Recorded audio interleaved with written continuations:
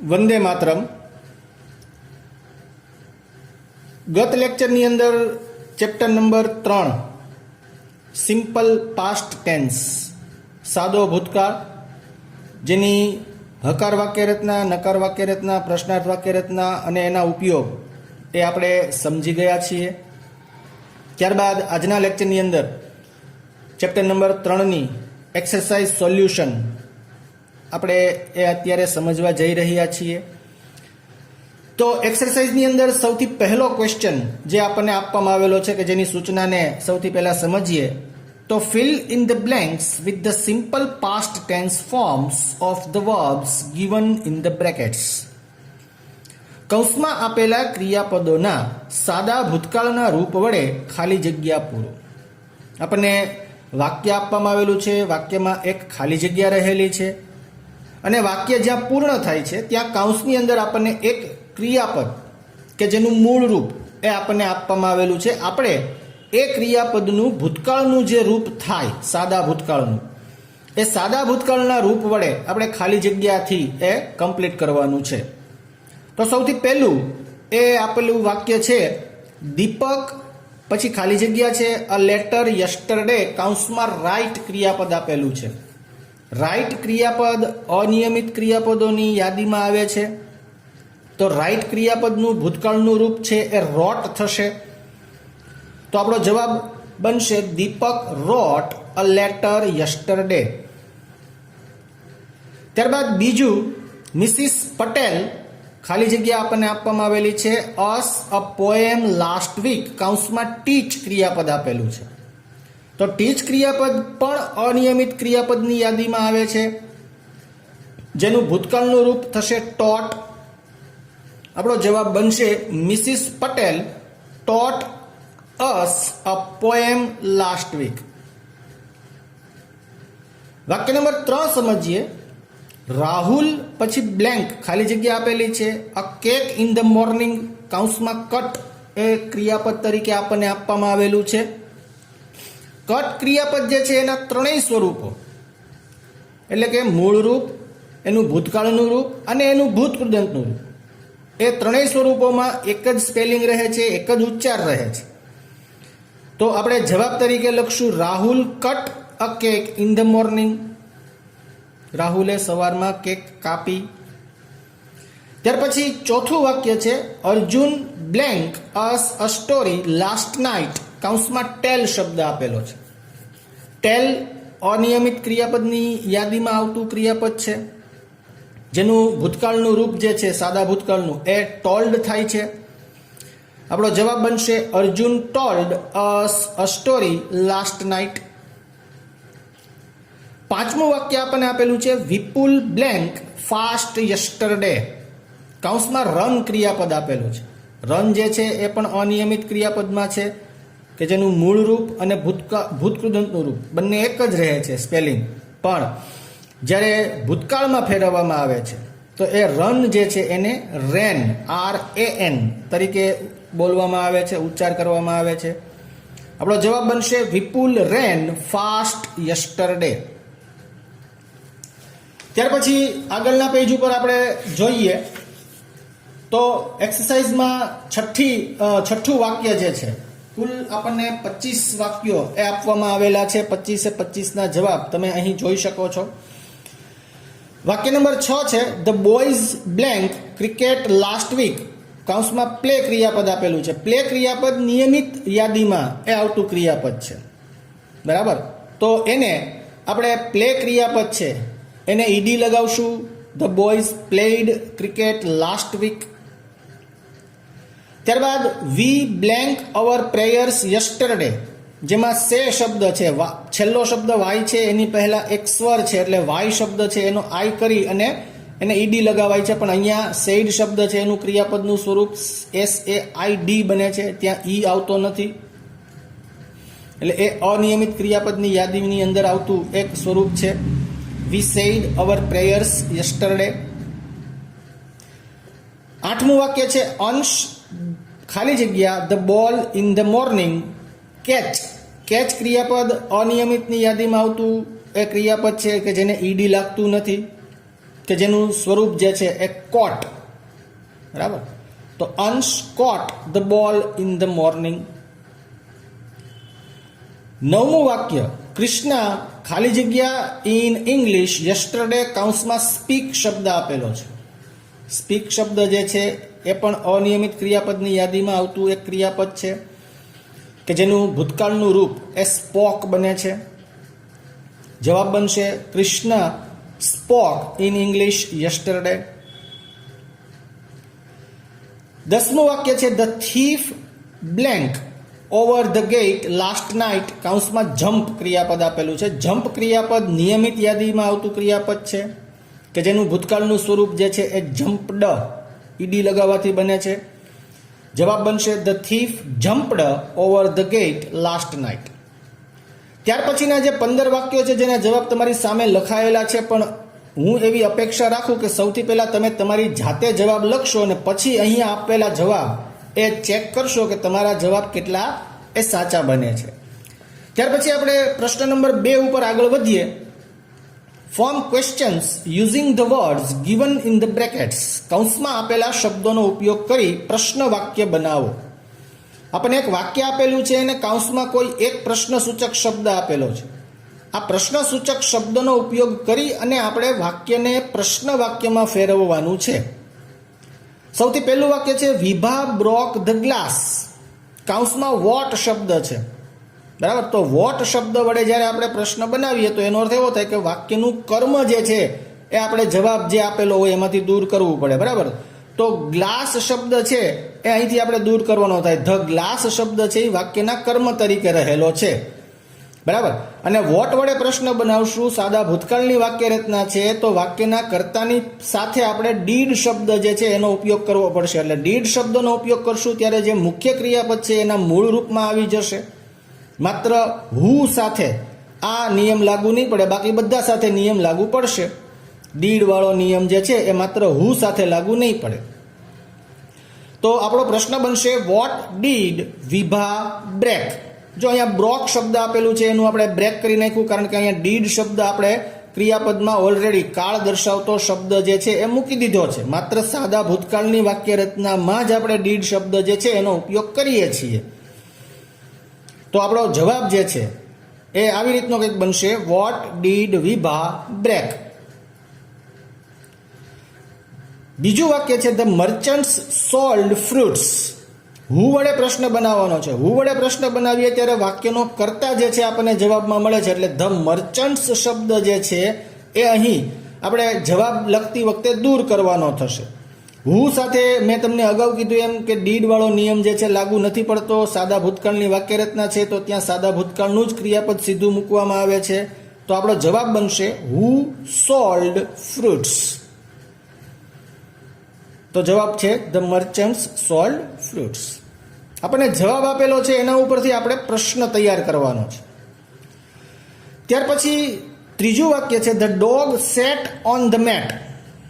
વેર વડે પ્રશ્ન આપણને બનાવવાનો કહેલો છે. તો વેર વડે જ્યારે આપણે પ્રશ્ન બનાવીએ તો વેરથી સ્થાન દર્શાવે છે, જગ્યા, સ્થળ દર્શાવતો શબ્દ. તો સ્થળ દર્શાવતો શબ્દ ઓન ધ મેટ છે, તો એ જવાબ લખતી વખતે આપણે દૂર કરવાનો થશે. તો આપણો જવાબ બનશે where did the dog sit. તો આપણો જવાબ બને on the mat. Where did dog sit, તો on the mat. The dog sat on the mat. ત્યાર પછી ચોથા વાક્ય તરફ આપણે આગળ વધીએ. વાક્ય નંબર 4 આપેલું છે my father went to Jaipur last month. કૌંસમાં વેર શબ્દથી વાક્ય બનાવવાનું છે. તો વેરથી જ્યારે આપણે પ્રશ્ન બનાવીએ તો સ્થળ દર્શાવે છે, જગ્યા, બરાબર ને. તો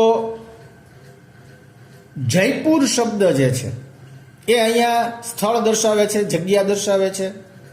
આપણો પ્રશ્ન બનશે where did my father go last month. Where did my father go last month. ત્યારબાદ પાંચમું વાક્ય છે the boys decorated the room. Who વડે પ્રશ્ન બનાવવાનો કીધો છે. હુ વડે પ્રશ્ન બનાવીએ ત્યારે વાક્યના કર્તા જે છે, જેમાં અહીંયા ધ બોયઝ રહેલા છે, એને આપણે દૂર કરવાના થશે. આપણો પ્રશ્ન બનશે who decorated the room. Who decorated the room.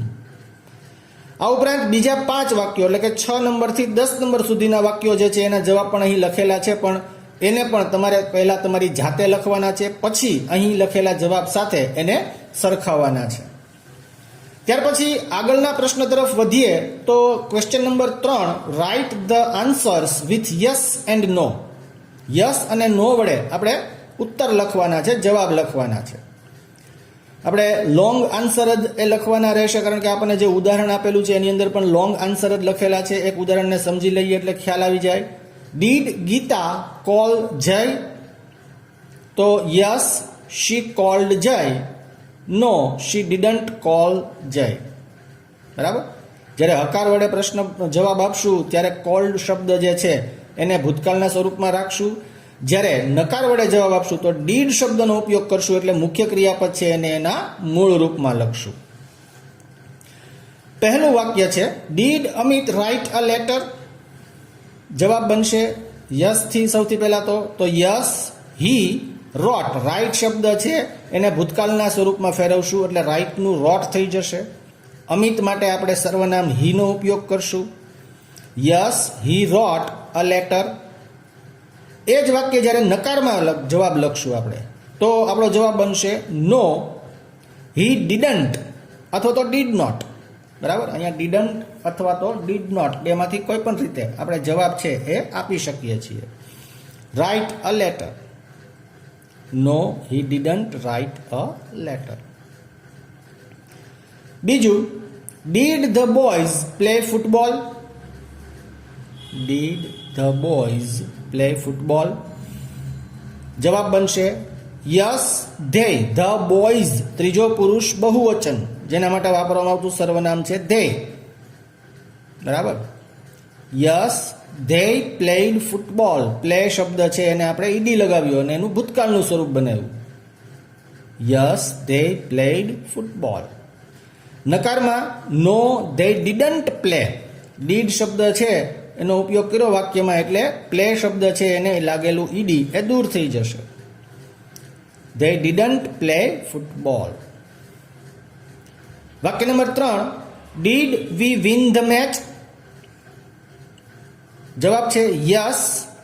સર્વનામ જ અહીંયા આપવામાં આવેલું છે એટલે આપણે સર્વનામમાં કંઈ ફેરફાર નહીં કરીએ. વી જે છે એનું વી જ રાખશું.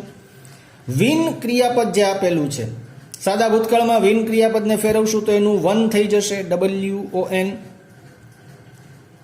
The match, yes we won the match. નકારમાં એક જવાબ no, we didn't win the match. Did સાથે આપણે વિન મુખ્ય ક્રિયાપદ જે છે એનું મૂળ રૂપનો ઉપયોગ કરશું. ચોથું વાક્ય, ડીડ મોહન સ્ટોપ ધ બોલ? તો હકારમાં જવાબ છે યસ. મોહન માટે ત્રીજો પુરુષ એકવચન પુરુષવાચક સર્વનામ એટલે સર્વનામ તરીકે હીનો ઉપયોગ કરશું. હી સ્ટોપ્ડ ધ બોલ. નકારમાં no, he didn't stop the ball. વાક્ય નંબર 5, did Sonal draw a rangoli? હકારમાં જવાબ લખશું યસ શી. સોનલ ત્રીજો પુરુષ એકવચન નારી જાતિવાચક, તો એના માટે આપણે શી સર્વનામનો ઉપયોગ કરશું. ડ્રો શબ્દ છે એનું ભૂતકાળનું રૂપ ડ્રીવ. યસ શી ડ્રીવ અ રંગોલી. અને નકારમાં નો, શી ડિડન્ટ ડ્રો અ રંગોલી. ત્યારબાદ આગળ આપણે વધીએ તો આપણને એમાં પણ 10 વાક્યો છે એ આપવામાં આવેલા છે. 5 વાક્યો આપણે સોલ્વ કર્યા.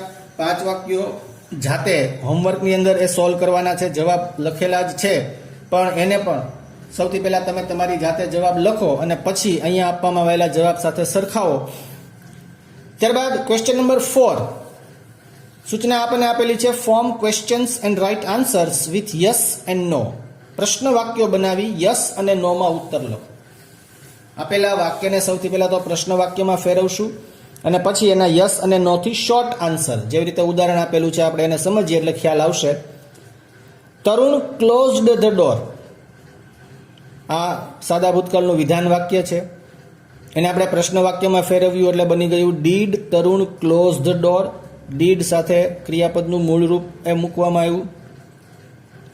શોર્ટમાં પોઝિટિવ એટલે કે હકારાત્મક આન્સર તો yes he did. Negative answer no he didn't. બરાબર છે. પ્રથમ વાક્યને સમજીએ. Grandfather told us a story.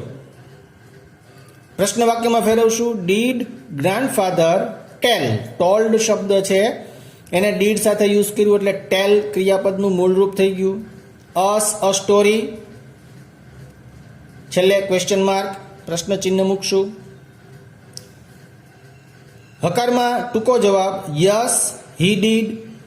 Grandfather માટે આપણે સર્વનામ હીનો યુઝ કર્યો. નકાર જવાબમાં નો he didn't. No he didn't. ત્યારબાદ બીજું વાક્ય તારક કોટ ધ બોલ.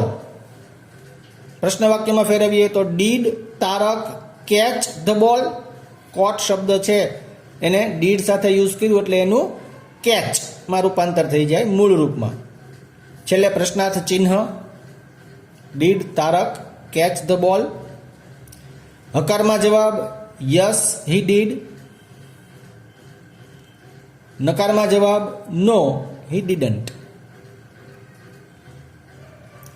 ત્રીજું વાક્ય વી વન ધ મેચ.